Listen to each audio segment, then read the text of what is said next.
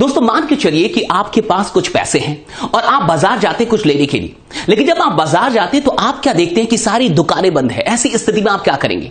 आप वहां पे रुकेंगे या आप लौट के आएंगे? क्योंकि आपके पास और कोई ऑप्शन नहीं है, सारी दुकानें बंद है। आपके पास पैसे तो हैं, आप कुछ लेना तो चाहते हैं, लेकिन दुकानें ही बंद है। ऐसी स्थिति में फाइनली आपको लौट के ही आना होगा। एक दूसरी सिचुएशन को इमेजिन कीजिए। मान के चलिए कि आपके पास पैसे हैं और आप कुछ खास लेने के लिए गए, और जब आप बाजार पहुंचते हैं तो एक दुकान कहीं ना कहीं ओपन है और उस दुकान में आपको बासमती चावल लेना था, लेकिन आप क्या देखते हैं कि वहां पे बासमती चावल नहीं है और जो चावल की सबसे निम्न क्वालिटी है, निम्न क्वालिटी का वहां पे चावल है। ऐसी स्थिति में आप क्या करेंगे? लेकिन घर में चावल नहीं है, घर में कुछ खाने के लिए नहीं है, और आप जो लेने के लिए गए थे वो है नहीं वहां पे, जो सबसे निम्न क्वालिटी की चीज है वो वहां पे है। ऐसी स्थिति में कहीं ना कहीं आपको वो चीज लेना ही पड़ेगा। बिल्कुल यही हाल है अभी नौकरियों का। अगर आपके पास डिग्रियां हैं, अगर आपके पास स्किल्स हैं और आपको यह लगता है कि आप इसे बाजार भी लेके जाएंगे तो आपको नौकरियां मिलेगी, मैं आपको बता दूं कि अभी नौकरियां है ही नहीं। बहुत गौर से सुनिए, बहुत ध्यान से सुनिए और आप इसे इग्नोर मत कीजिए। एक बात याद रखिए, अगर आप अभी भी अपनी जिंदगी की गाड़ी को नौकरी के पहियों पे दौड़ाना चाहते हैं, उसका इंतजार कर रहे हैं, उसका ख्वाब देख रहे हैं, तो आप बहुत बड़ी गलती कर रहे हैं। क्योंकि जिस रास्ते पे आप अपनी जिंदगी की गाड़ी को दौड़ाने वाले थे वो अभी अंडर कंस्ट्रक्शन चल रहा है, और ये कब तक अंडर कंस्ट्रक्शन रहेगा कोई नहीं जानता है। इस वक्त की पूरी हालात बिगड़ चुकी है, नौकरियां जा चुकी हैं, बाजार कहीं ना कहीं बिल्कुल समाप्त हो चुका है। ऐसी स्थिति में नौकरियों के भरोसे मत बैठिए। एक बात हमेशा याद रखिए, अभी भी आपके पास वक्त है कि आप अपने आंखों को खोलें, डरना बंद करें और डायरेक्ट सेलिंग की तरफ ध्यान दें और डायरेक्ट सेलिंग पे एक नजर डालें। हाँ, हो सकता है कि आप नेगेटिव हो सकता है कि आपके पास कहीं ना कहीं कुछ नकारात्मक विचार हो इसको लेके, आपने किसी से सुना हो या आपके पर्सनल कुछ बैड एक्सपीरियंसेस हो, लेकिन मुझे बताइए, क्या एक छोटी सी नेगेटिविटी आपको एक बड़े से अवसर को ऑप्ट करने के लिए रोक सकती है?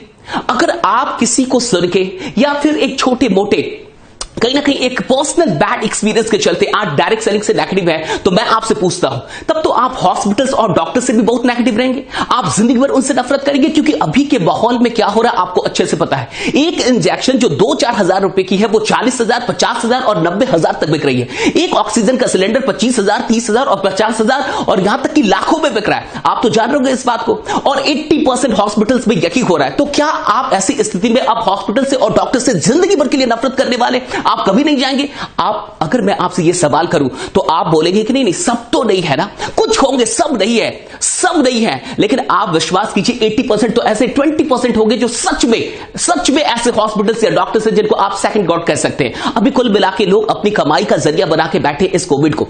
अब इस बात को गौर से समझिए कि जब यह बात आती है तो आप उन 20% की तरफ देखते हैं जो सच में अच्छे हैं, और जब डायरेक्ट सेलिंग की बात आती है तो आप उन 10% की तरफ देखते हैं जो सच में खराब है। 90% कंपनियां बिल्कुल सही है, एथिकली काम कर रही है, प्रोडक्ट बेस्ड है और सच में बहुत अच्छे तरीके से काम कर रही है। लेकिन होता क्या इस देश में, जब आप पैसे कमाने के लिए कुछ बेचने की बात करें तो वो बिल्कुल नहीं बेचेंगे, कहेंगे कि नहीं पैसे कमाने के लिए मैं कुछ बेच नहीं सकता। लेकिन आज इसी देश में आप ह्यूमैनिटी को बिकता हुआ देख रहे हैं, इंसानियत बिक रही है, जमीर बिक रहा है। आज लोग मर रहे हैं लेकिन किसी को कोई परवाह नहीं है, इंसान मर रहा है। क्या हो रहा है आपको पता है? एक बेड बिक रहा है और वो बिल्कुल मतलब उसका ब्लैक हो रहा है।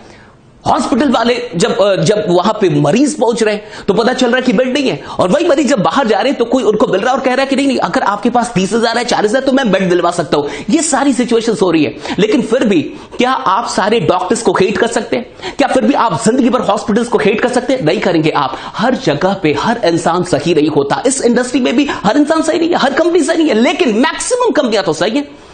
एक बात हमेशा याद रखिए, अगर ये देश अभी स्वास्थ्य की त्रासदी से गुजर रहा है और अगर कुछ दिनों तक आपने ध्यान नहीं दिया, आप तैयार नहीं हुए, आप डरते रहे, तो एक आर्थिक त्रासदी के लिए तैयार हो जाइए। क्योंकि जिस प्रकार से नौकरियां जा रही है, बिजनेस ठप हो रहे, हर तरफ लॉकडाउन लग रहा है, ऐसी स्थिति में एक आर्थिक त्रासदी आपके दरवाजे पे खड़ी है।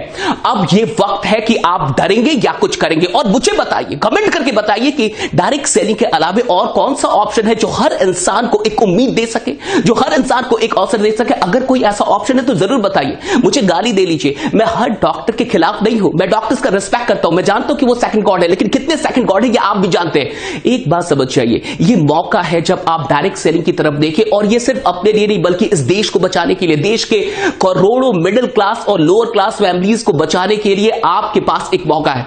हमेशा याद रखिए, कि जिंदगी में दो ऑप्शन आपके पास है, या तो डर जाइए या तो कुछ कर जाइए। अगर आप अभी भी डरेंगे, अभी भी इकोनॉमिकली कुछ नहीं सोचेंगे, तो आप कब तक ऐसे बैठे रहेंगे। एक ही मौका आपके पास, डायरेक्ट सेलिंग। आगे बढ़िए, डायरेक्ट सेलिंग को ज्वाइन कीजिए और इस आर्थिक त्रासदी से अभी ये आने वाली है। अभी हेल्थ की त्रासदी चल रही है ना, अभी आपको मौतें सुनाई दे रही है, बहुत सारी चीखें सुनाई दे रही है, जो हॉस्पिटल्स में जाके वहां पे लोग दम तोड़ रहे हैं। अभी लोग भूख से भी दम तोड़ने वाले, बहुत खराब सिचुएशन हो जाएगी अगर आप नहीं जागे। ये टाइम है, जाग जाइए, उठिए और डायरेक्ट सेलिंग को ज्वाइन कीजिए। इसलिए नहीं कि इसमें आपका फायदा है, बल्कि इस देश का फायदा है। आइए एक आर्थिक योद्धा बनिए, इकोनॉमिक वॉरियर बनिए। जिस तरीके से लोग आज हेल्थ वॉरियर बन रहे हैं और लोगों की सहायता कर रहे हैं, आइए आप इकोनॉमिकली भी लोगों की सहायता कीजिए, तभी इस देश को बचाया जा सकता है। बाकी मैं इतना ही कहूंगा कि अगर आपको यह वीडियो काम की लगी हो तो बिना शेयर करे मत जाइएगा, जरूर शेयर कीजिएगा, कमेंट करके मुझे जरूर बताइएगा। बने रहिए, जमे रहिए, क्योंकि आपका जीतना सुनिश्चित है। जय हिंद, जय direct selling. Thanks a lot.